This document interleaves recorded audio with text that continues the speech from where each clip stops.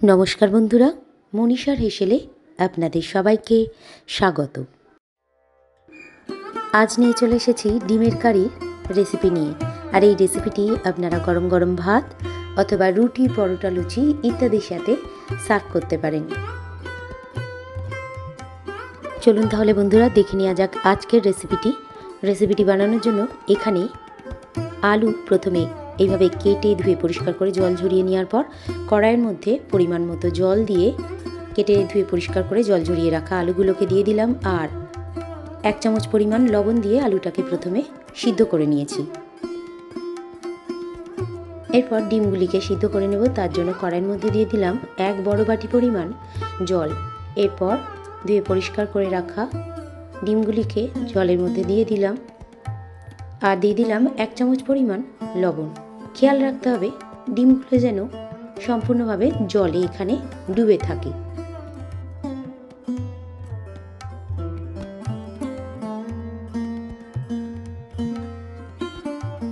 ডিমগুলিকে সিদ্ধ করে নেওয়ার পর খোসা ছাড়িয়ে নিয়ে ডিমের মধ্যে দিয়ে দিলাম 1/2 চামচ পরিমাণ লবণ আর দিয়ে দিলাম 1 চামচ পরিমাণ হলুদ গুঁড়ো।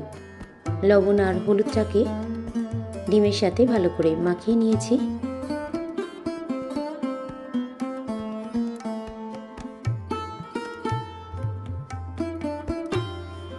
এরপর ছুরি দিয়ে ডিমগুলিকে একটু করে কেটে নিয়েছি। এরপর কড়াইয়ের মধ্যে দিয়ে দিলাম পরিমাণ মতো সরষের তেল। তেলটা একটু গরম হয়ে গেলে একে একে ডিমগুলিকে কড়াইয়ের মধ্যে দিয়ে দিলাম। ডিমগুলিকে ভেজে নেওয়ার পর একটি পাত্রের মধ্যে তুলে রেখেছি।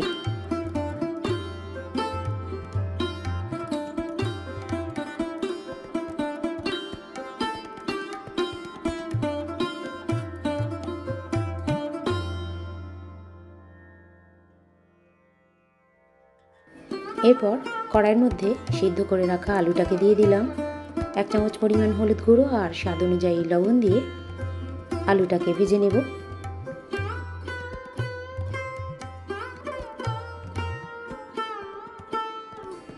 আলুটাকে ভেজে নেওয়া হয়ে গেলে কড়াইয়ের তেলের মধ্যে দিয়ে দিলাম দারুচিনির কাঠ, একটি শুকনো লঙ্কা আর দিয়ে দিলাম 1 চামচ পরিমাণ গোটা জিরে। অন্যান্য উপকরণের মধ্যে এখানে গ্রেট করা আদা, রসুন কুচানো, টমেটো, কাঁচা লঙ্কা আর পেঁয়াজ কুচানো নিয়ে নিয়েছি। আলুটাকে ভেজে নেওয়ার পর কড়াইয়ের মধ্যেই রেখে দিয়েছি। আপনাদের ইচ্ছে হলে আলুটাকে ভেজে নেওয়ার পর তুলে রাখতে পারেন। এরপর দিয়ে দিলাম 1 চামচ পরিমাণ গ্রেট করা আদা, কুচানো পেঁয়াজ দিয়ে দিলাম 1 বড় চামচ পরিমাণ রসুন কুচানো দিয়ে দিলাম, অল্প একটু ভেজে নেব। এরপর দিয়ে দিলাম টুকরো করে রাখা টমেটোটাকে। সমস্ত কিছুকে ভেজে নেওয়ার পর আলুর সাথে সমস্ত মশলাগুলোকে ভালো করে কষিয়ে নেব লো টু মিডিয়াম ফ্লেমে রেখে।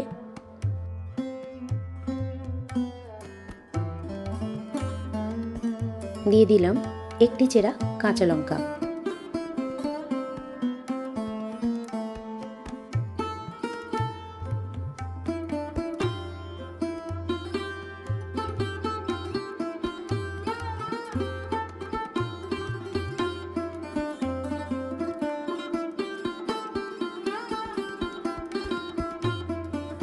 শিলে 1 চামচ পরিমাণ জিরে আর 2টি এলাচ বেটে নিয়েছি।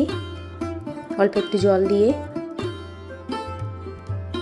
জিরে আর এলাচ বাটাটাকে আলুর মধ্যে দিয়ে দিলাম। অল্প একটু জল দিয়ে আলুটাকে আবারও কষিয়ে নেব।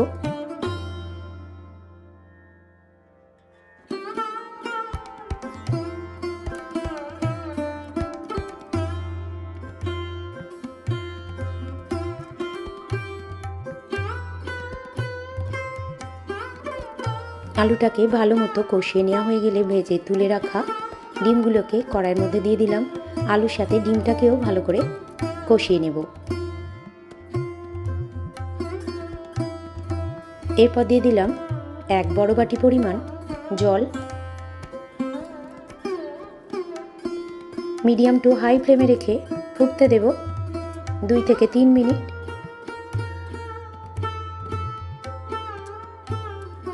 অন্যান্য রেসিপির মতো আজকের রেসিপিটি যদি আপনাদের ভালো লেগে থাকে বন্ধুরা, অবশ্যই আমার এই ছোট চ্যানেলকে এগিয়ে যেতে সাহায্য করবেন।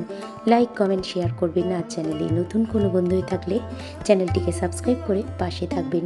এই ধরনের রেসিপি সবার প্রথম দেখার জন্য পাশে থাকা বেল আইকনটিতে প্রেস করে রাখবেন। আর ফেসবুক থেকে কেউ দেখে থাকলে পেজটিকে ফলো এবং লাইক করে রাখবেন।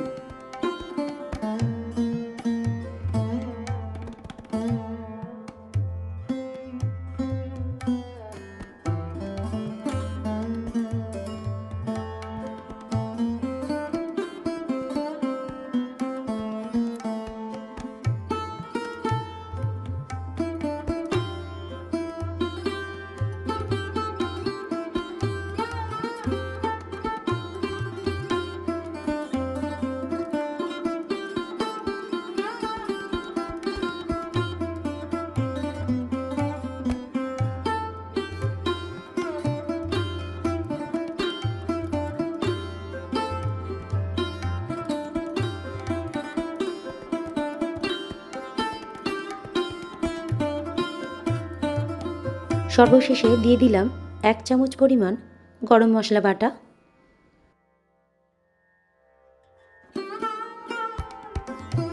এরপরই তৈরি হয়ে গেল আজকের রেসিপি। ডিমের কারি গরম ভাত অথবা রুটি, পরোটা, লুচির সাথে পরিবেশনের জন্য একেবারে প্রস্তুত। দেখুন বন্ধুরা, কত সুন্দর লাগছে ডিমের কারি।